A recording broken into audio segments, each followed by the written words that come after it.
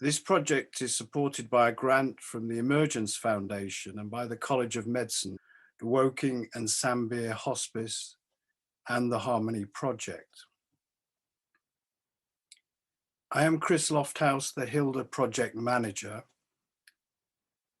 and we're going to start with a short silent meditation. Well, we'll begin. Tonight with me are Dr. Eleni, the HILDA Project Lead, a consultant in palliative medicine at Woking Hospice, and an Ayurveda practitioner and Hippocrates researcher. Dr. Michael Dixon, the chair of the College of Medicine and the Harmony in Health and Wellbeing Lead at the Prince's Trust. Mr. Tim Stokes, the chairman of Woking Hospice, and Tural Shah, the founder of Urban Kitchen, a nutritional scientist and cancer survivor. Our co-facilitators for the workshops are Mr. Richard Dunn, the Harmony in Education lead, Miss Rona Byrne, fundraiser for Woking Hospice and an holistic coach, and Dr. Jackie Phillips, a palliative care doctor and yoga therapist. We will hear two introductions by Dr. Dixon and Mr. Stokes, a short introduction to HILDA and beauty by Dr. Eleni, and a cookery presentation by Ms. Tural Shah, followed by a discussion in breakout rooms on harmony in living and dying approach and beauty and cooking. The discussions in the breakout rooms will not be recorded. Just follow the simple on-screen instructions to join the rooms, and at the end to come back to the main session. Now, without further ado, please allow me to hand over to Dr. Michael Dixon to say a few words, and then Tim Stokes. Thank you, Michael. Thank you, Chris, and what a wonderful meditation, which was enhanced, not interrupted, this evening in Devon by wild bird song outside my window. And I want to welcome you all to the HILDA project this evening, which is supported very strongly by the College of Medicine, and particular congratulations to Dr. Eleni, who is our Harmony in Living and Dying lead, and amazingly got this grant from the Emergence Foundation to allow us to bring everything that you see here tonight. My name, as Chris said, is Michael Dixon. I'm a GP in Devon. I'm chair of the College of Medicine, medical advisor to the Prince of Wales, and furiously supportive of creating a more harmonious world. And I believe that this project is an essential part of doing that. It all started with a book which some of you may have read called Harmony by the Prince of Wales, which a number of us contributed to. It spans a vast area from agriculture to geometry to the various different religions to health. And I think 10 years later, it's probably more relevant today than in a way it ever was, because I don't need to tell you, but we are living today in a world that's too full of disharmony. COVID-19, people, fighting over loo rolls on the one hand. On the other hand, volunteers, 750,000 coming out of the woodwork. But how do we begin to make sense out of this? And from the words of the book and the concepts behind harmony, we now need to start turning the talking and the theorizing into action. And that's really what we're hoping to do with you tonight. Because I believe, and I'm seeing harmony walking the talk, looking at what harmony looks like in practice for the living and the dying. Of course, drawing on ancient wisdom, but also on modern science. And using practices which are ancient but seem almost modern, such as dancing and storytelling. And this is the strength, I think, of what Eleni is bringing to the whole agenda of harmony. And it's not about left brain, it's about very much right brain. It's about feelings, it's about emotions, it's about empathy. And what I see as unique but extraordinary is the way that Eleni sees the dying as a sacred experience, but one that can make living all the more intense because of it. And probably many of you here will have experienced that yourselves. But even this evening, phoned by somebody whose mother was dying, I was made too aware of some of the messages that we're going to hear about tonight. But of course, harmony goes wider still. It's about sustainable farming. It's about harmony between mind and body. It's about creating harmonious communities that create health rather than make us ill. And that goes all the way to climate change, harmony between us human beings and our own climate. It's not something that we can start telling everyone what it is and what to do. It's something that we need to co-create as peers. And that's really what this is about tonight. It's about us creating our own experience and sharing our experiences and making it relevant to us all, not something that's handed down. Nature and beauty are, of course, totally intrinsic to that, and that's what the discussion tonight is about. All I can say is I'm really delighted to support and be part of Dr. Eleni's workshop tonight on nature and beauty, and I look forward to learning much about it.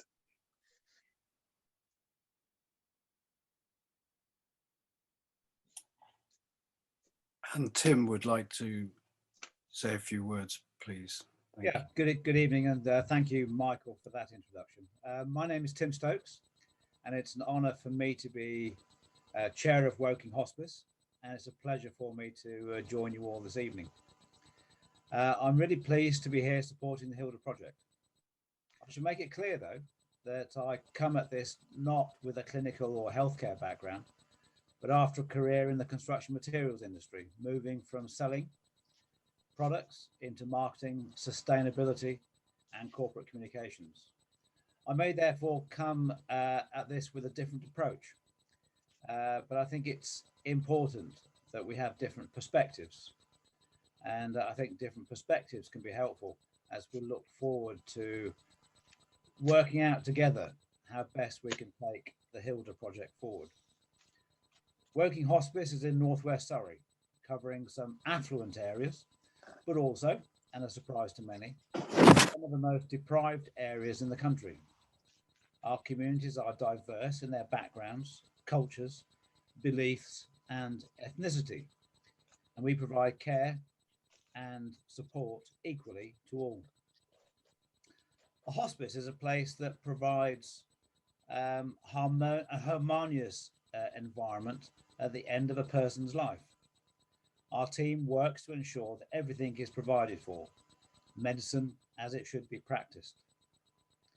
Every year, we provide care for around 2,000 patients, their carers, families, with about 70% of our work delivered in people's homes in the community. All care we provide is given free of charge, thanks to the funding from our clinical commissioning group and from the over £3 million we raise each year through charitable activity, which really is people in our communities contributing to the work we do, including people like me running the London Marathon last time that took place. It comes as a surprise to many that hospices are charities and they're not part of the National Health Service. We are, however, intricately linked with our NHS colleagues, and at Woking Hospice we are working with the NHS by collaborating with our local health providers to be the hub for palliative care and end-of-life care provision in our area of northwest Surrey, a responsibility we take incredibly seriously. We want to and will play our full part in developing palliative and end-of-life care with the NHS and other related organisations to the future benefit of all.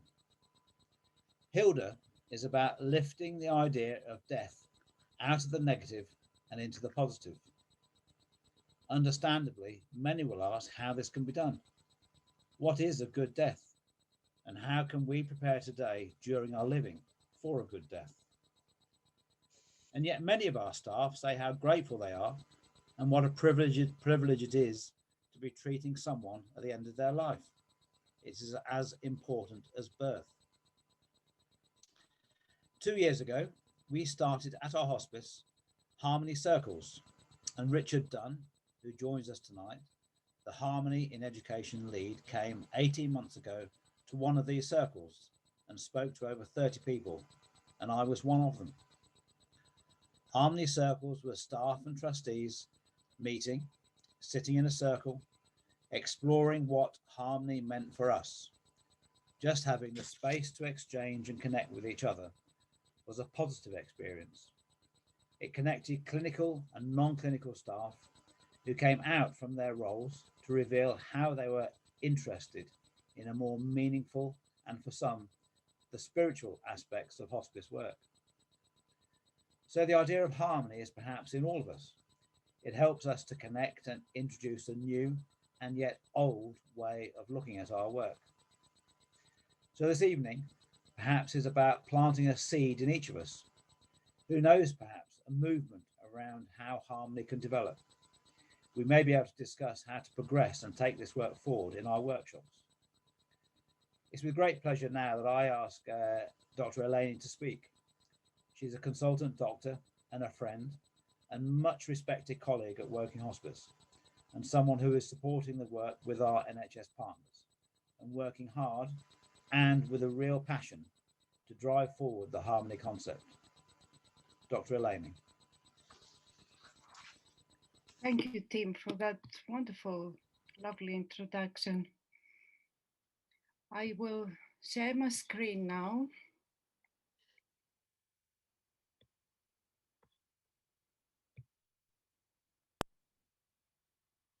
Can you hear me well?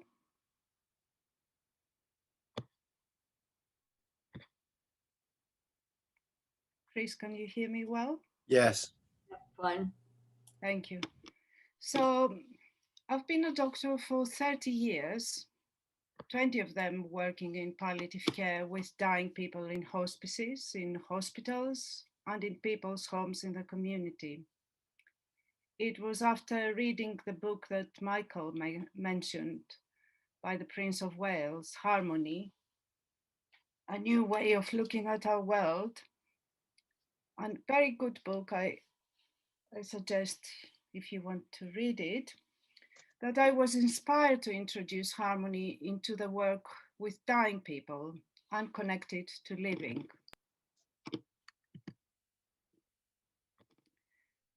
I want to acknowledge here the work we have been doing with our sister group, the Harmony in Health team. It's a transdisciplinary team of professionals from various backgrounds. Today we had a workshop on long COVID where more than 100 people joined. In Harmony in Health, we look at the human being as a whole, not as a collection of different parts that need to be fixed separately: lungs, brain, heart, gut. We are not a diagnosis. We are not just a collection of symptoms. We are made of the same elements as everything in nature, and we are connected to the environment around us and other people. This approach has been practiced since time immemorial by all ancient wisdom traditions, by Hippocrates, the father of medicine in ancient Greece, Ayurveda and other Indian traditional medicines, Chinese medicine, Native American and African healing traditions, and others around the world.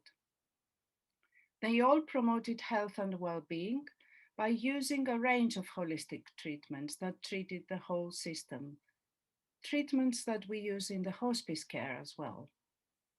We are mind, body, and heart, and some would say also spirit. When these are in balance and connected, we are harmonious.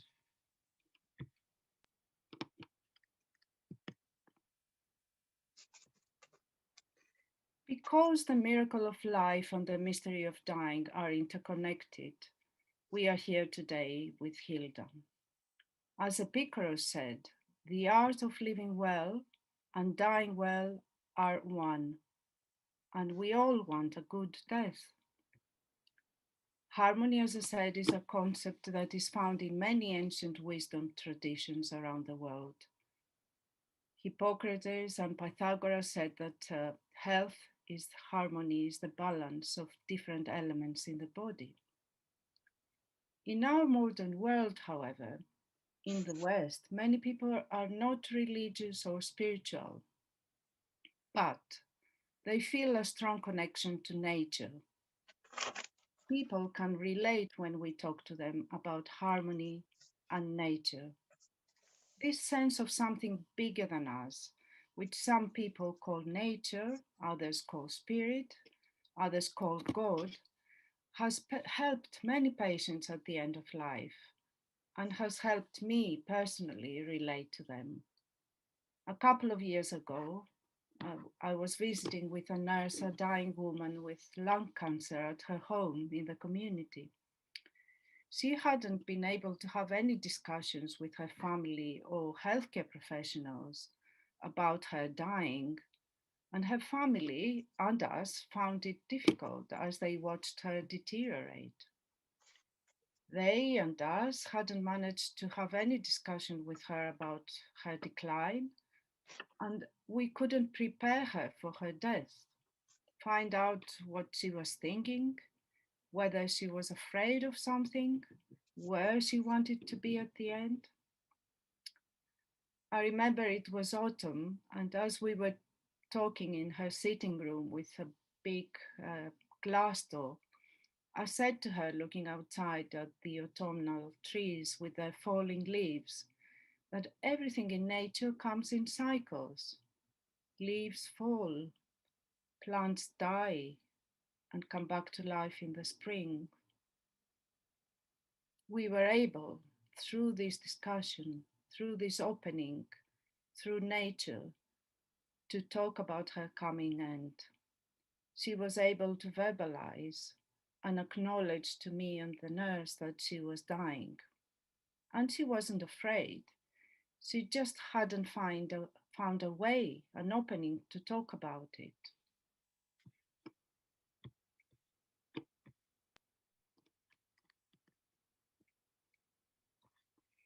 In his book, His Royal Highness writes, "By turning to nature as our teacher, we are better placed to tackle the challenges facing humanity. And what bigger challenge than facing one's own death?"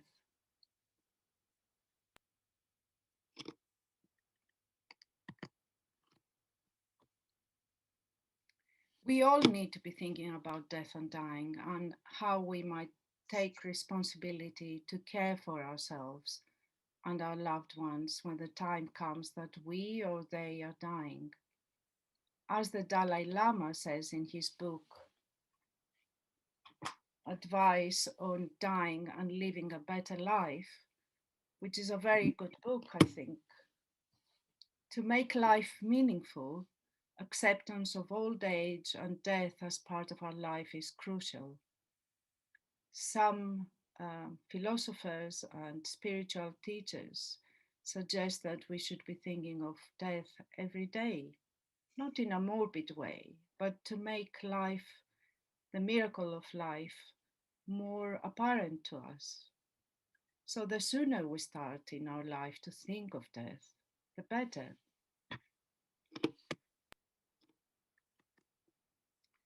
As Tim said, in the last 2 years at the hospice and later on Zoom, we've had the Harmony Circles and the HILDA workshops where we try to pose meaningful questions about the end of life. What we want to do with HILDA is engage the public and professionals to approach death and dying through the wider positive spectrum of harmony and within the context of learning to live fully. We think that this way we will be able to create a community of people who inspire each other to live consciously while preparing for our sacred time of dying. My colleagues and I, when we enter the room of a dying person, we are often very quiet, very silent, respecting the space that we're entering. I personally always have a sense that I'm entering a sacred space. Despite all that, we want to make things practical.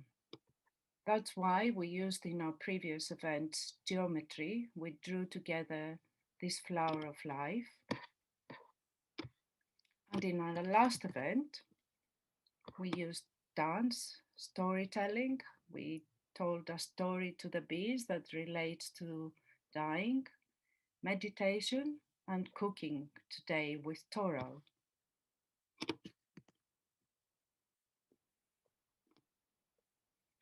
Although we like intellectual exchanges, we want to go back to the original meaning of the word wise. In ancient Greek, Sophia, wise, sophos, in ancient Greek means someone who knows how to do something well. In that sense, someone who can prepare a good meal is wise, who can make a table out of wood, who can clean someone and make them comfortable when they can't do it for themselves. They are wise. The healthcare assistants at the hospice are wise. They take such good care looking after a person. The people who can knit a beautiful pattern and engage in a conversation that lifts the spirit, they are wise. So we want to bring and acknowledge practical wisdom in our work. We also want to cultivate certain daily practices such as meditation, periods of stillness and silence, active listening, which is so important in our work with the dying, mindful drawing, awareness during preparing and eating food, rituals of doing something together, such as eating or drinking when we are allowed, touch awareness, natural exercises, and grounding through gardening or walks in nature. We believe that by following, we actually have experienced it, we know it, that by following such practices, something can be re energized in us, something opens up our heart, and then a conscious realization of the miracle of living can take place, even for someone who is dying. With learning to do such daily mindful practices, we can be inspired to live fully in the here and now, to simply be. We can become more prepared to have meaningful insights into the sacred mystery of death and the complex process of dying.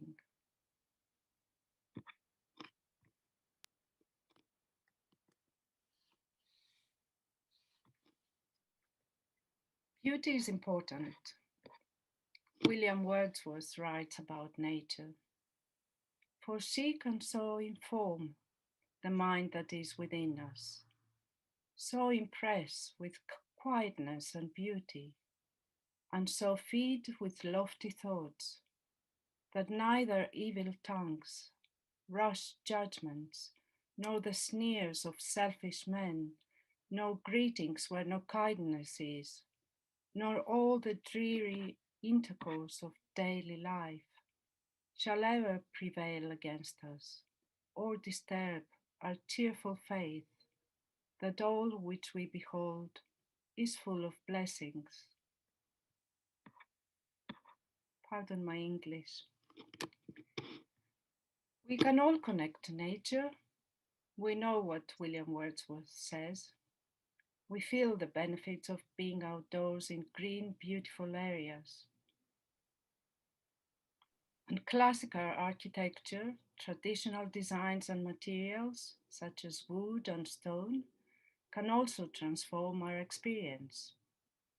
We feel it when we visit an ancient site like the Acropolis.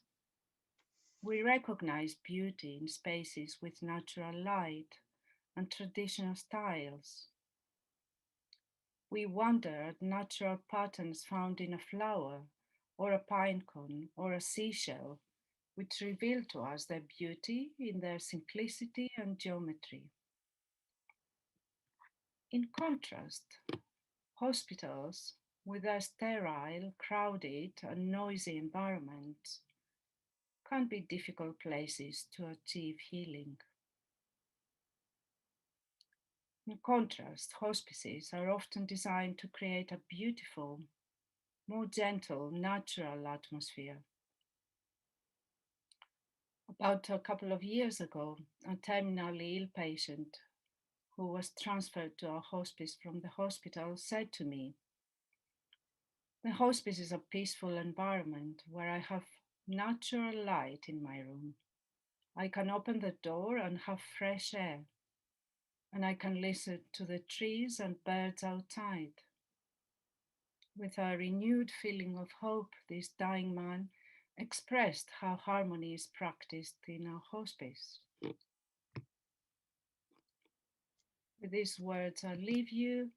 Our next event is going to be on how we die and how we live.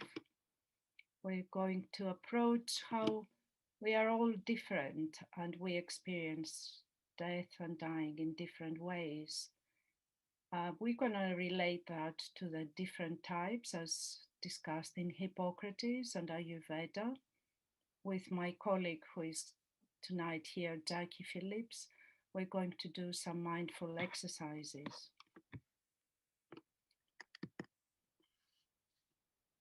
So we'll hand over to Toral now, who is our chef,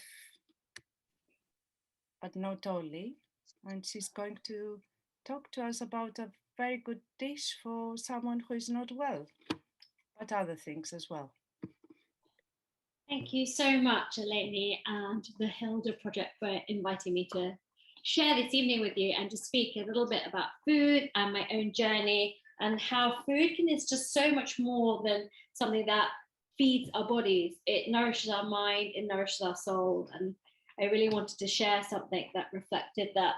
So you might have seen me sort of darting off to the side every few minutes because I'm making something called kheer, which is a you'll see it shortly. It's almost like an Indian rice pudding.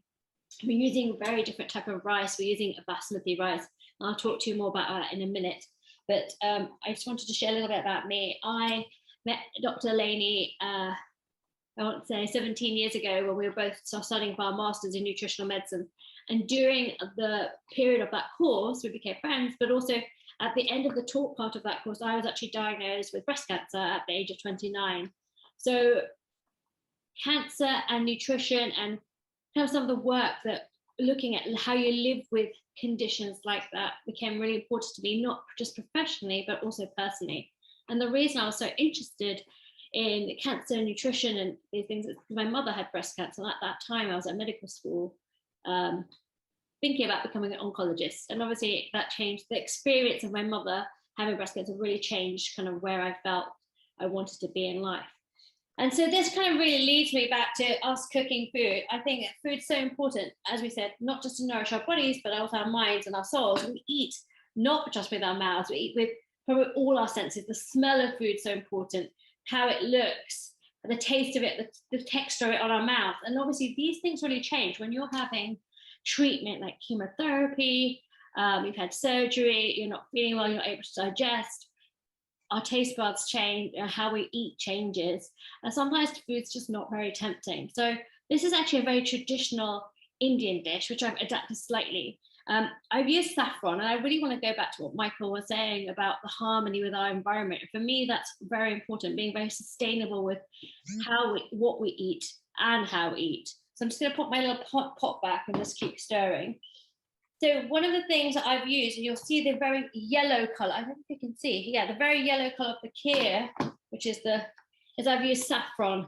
So saffron was actually discovered in Greece, which is very relevant today with it being Greece Independence Day. And this particular saffron is from somewhere called Wonder Workshop, a brand that works with agroforestry and really in a sustainable way. But this is from Afghanistan, and they really work with the UN, with women, to create communities.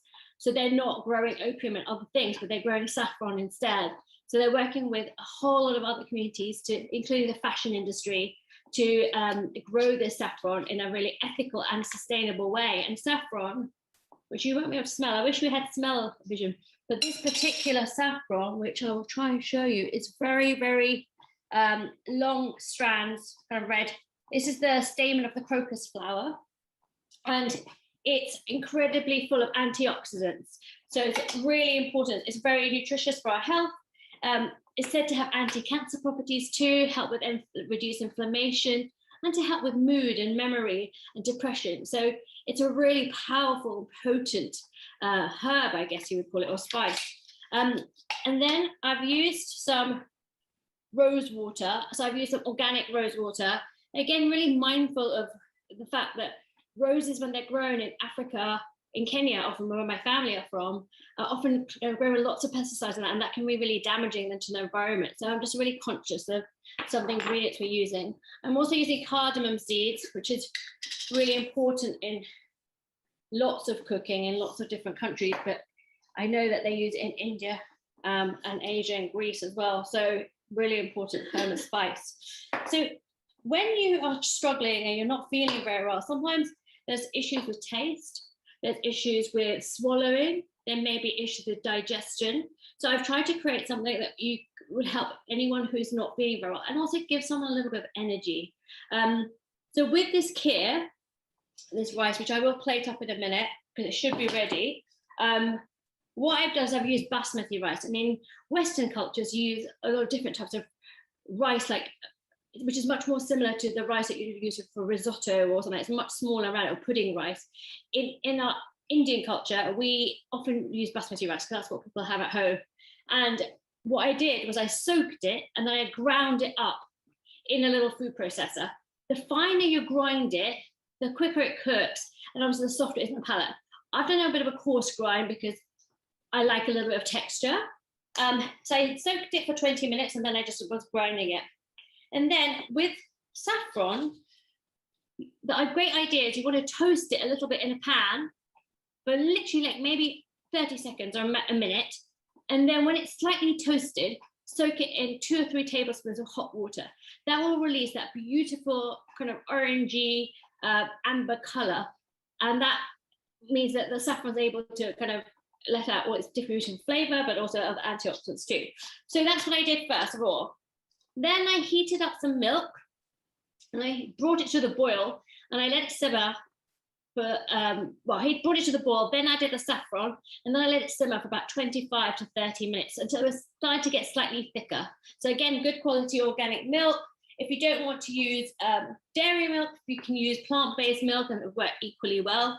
You just need to make sure you have to keep stirring it. So this is quite a mindful activity because you need to be careful that the milk doesn't catch to the bottom of the pan. And I think that's really important. So that's what we're doing. That's what I did. And then when that milk is slightly thickened down and was really fragrant, I added in my cardamom and my cardamom seeds, which I just ground up. And then I slowly, tablespoon by tablespoon, added in my ground or kind of blitz up basmati rice. Then you keep stirring it. So like baking risotto, it's very mindful. You need to be standing there and watching it. So which is why I keep having to dart off and sort of stir, because you need to make sure it doesn't catch up onto the pan and there is enough liquid in the pan. So you keep cooking it for about 25 to 30 minutes, well, probably 30 to 35 minutes. And I added a little bit of sugar because it does need a little bit just to bring it out. And then I've made a little syrup of pomegranates and raspberry and rose water, which is actual optional. You could just, not do that. It was a little bit more complicated, where I just let it cook down, then I just put it through a sieve and just press it through until it became a puree, and then I added the rose water in, cooked it down a bit. So I want to plate this up. I feel really bad that you guys can't taste it. I would love you to taste it. But I will share the recipe as a PDF And if any of you are on Instagram or social media, I'm at the Urban Kitchen, and you'll be able to see it there as well. I don't know if everyone can see me on full screen or whether Elaine's still on full screen. I'm not sure. Oops. So you don't need to have a massive portion. So I'll take this off the heat. And I'm just going to drizzle over a little bit of this puree. And then I've got a few leftover pomegranate seeds. So I'm just going to, give me 1 second, I'm just going to get a little kitchen roll.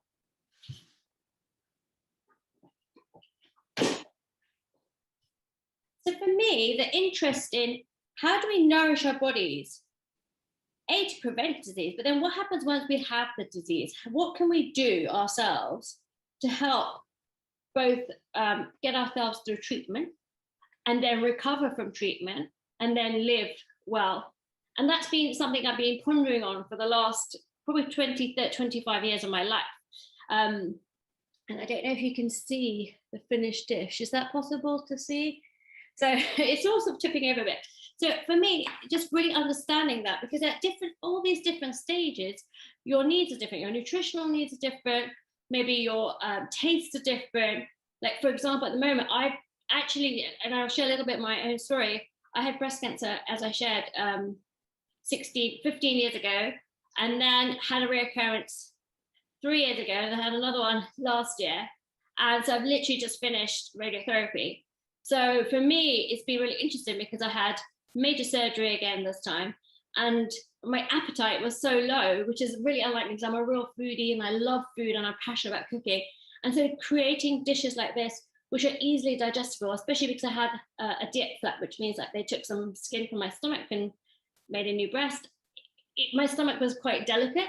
So all of these things make a real difference. So having food that A, you want to eat because it looks beautiful, B, it smells gorgeous, and then I will answer that question in a minute. I'm going to have to walk around because I can't quite see it. And then actually tastes good. It has that mouthfeel. And I'm actually going to taste it for you just to show you the texture. It's really, really soft, but it's still quite thick. So it's a dropping consistency. And this is the kind of thing that even if you made a batch and left it to have cold, it's actually quite nice cold, especially in the sun. And actually in some Indian cultures, they do eat it cold. But I think, particularly if you're not feeling well, this is a really delicate, warming dish that will easily be digested, particularly if you grind the rice really finely. I just haven't for myself. And then you can add any other toppings to it as well. It will work equally well, it's breakfast, it'll work equally well for someone like midday who's not able to eat that much, and it's got lots of nourishment. So from my own story, it's been really interesting just to observe where I lost my taste buds at the very beginning. Nothing tasted very good after my surgery for, all sorts of reasons, and slowly getting more appetite and slowly having more taste. And that made such a difference. And the kind of type of food I wanted to eat also changed. I'm conscious of time, so I'm not going to talk too much longer. But this is why food is something that we probably need to think about a little bit more at different stages. And I wish that we could work with hospitals and hospices so we could improve the food, because food is such an important part of how we heal. And for me, I made sure that I ate lots of healing foods for wound healing with lots of zinc and vitamin C and things like that. And everyone kept saying, oh, you're healing so quickly. I was like, well, I'm also making sure I'm eating the right foods and protein obviously as well. So I think it's also those things too. I'm going to whiz round. I can see there's a question, but I just can't read it from the kitchen. So give me 1 second. What shops can you buy the saffron? Which let's start. So the brand is called Wonder Workshop. I'll share this with Eleni, or I'll put it up. And we will. Yeah, and it's basically you can buy in lots of different health food shops and different places like that, and directly from their website. And what's lovely is that it really supports women and therefore their community. So it's that whole harmony in being. It looks after the environment, it looks after the communities. And for me, all of these, how I shop is really important, because I think creating harmony and looking after sustainable farming is super important too, not just for our, the planet's health, but for our health too. And we're all interconnected. So I know they're very short of time. So I don't know if there are any questions, or Eleni, we can direct them maybe later to us. Yes, are there any questions? I will share the recipe with you. Yes, we'll email it. Yes. Right, I know you're eager to go into your break room, so I'm going to... Thank you, Tora. Thank you for sharing the rice pudding. It's something that I often advise patients and relatives to cook, because it's easily digestible if it is cooked with all the spices you said. Yes. Like almost everyone. I don't know if the facilitators have something that they want to share with the rest of us, and as we're nearing the end of this workshop.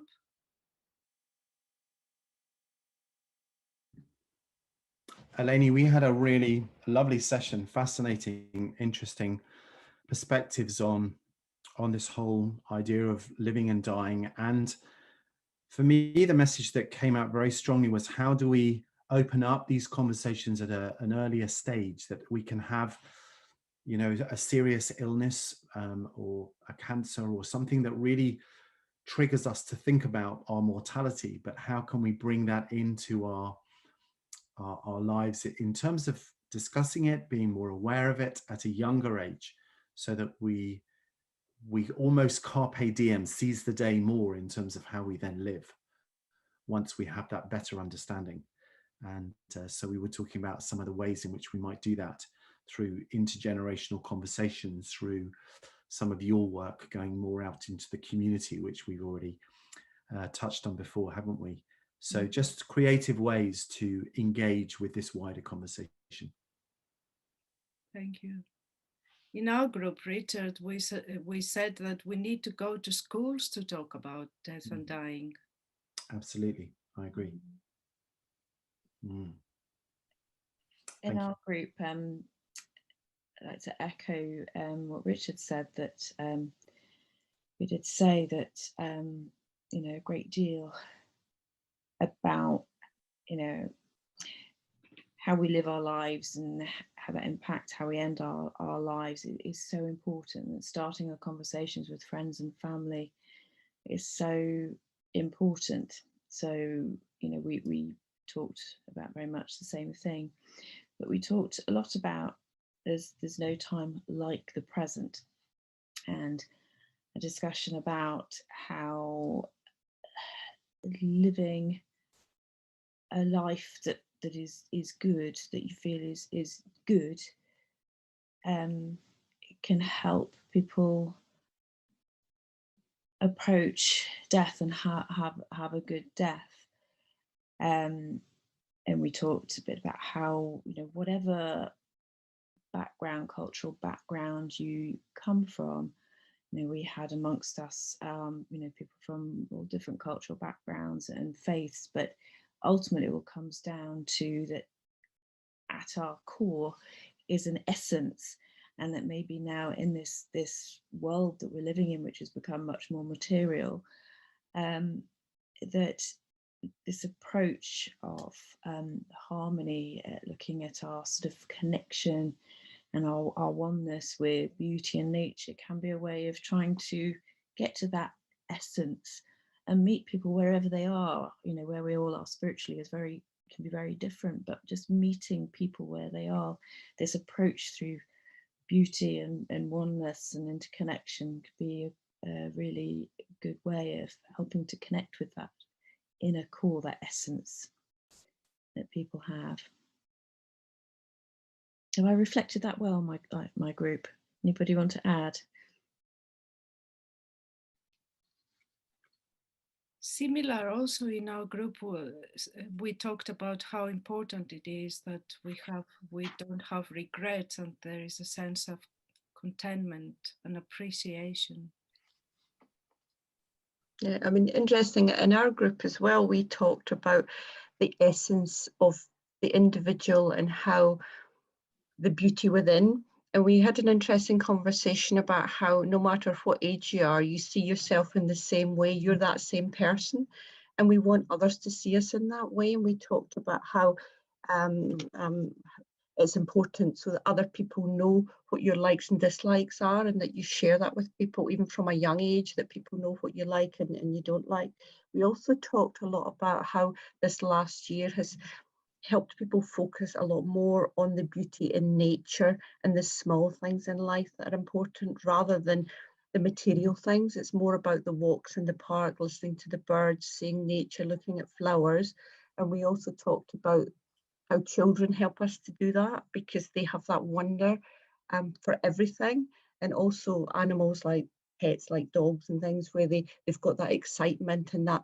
And then we kind of then talked about the whole mindfulness thing, about how we live often in our heads, and that if we bring ourselves back to this moment, how that can help us to live, and it can also help when somebody is dying. So we had a wonderful conversation. I could talk all night about our conversation, but I won't. But I wanted to make those points. So hopefully, and that covered the main points for the people in my group as well. Thank you. And in our group, really, like people have said, the chance to really have a natural conversation about dying as early as possible.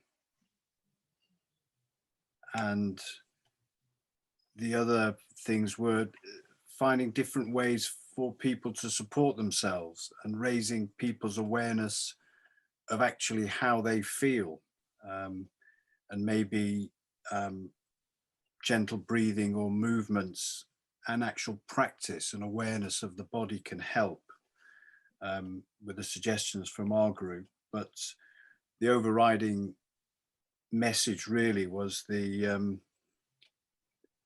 natural conversation about dying as early as possible, and which echoes what other people have said. Thank you. This was an amazing interaction we had tonight. I hope you come to the next one and develop this conversation further and develop this project.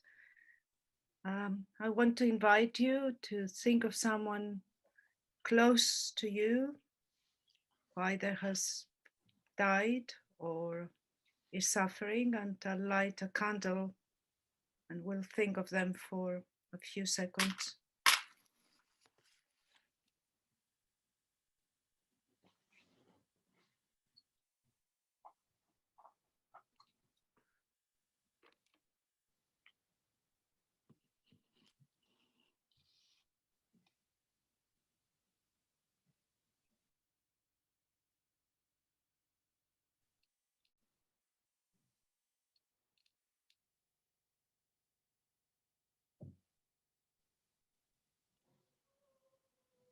Thank you very much, everyone.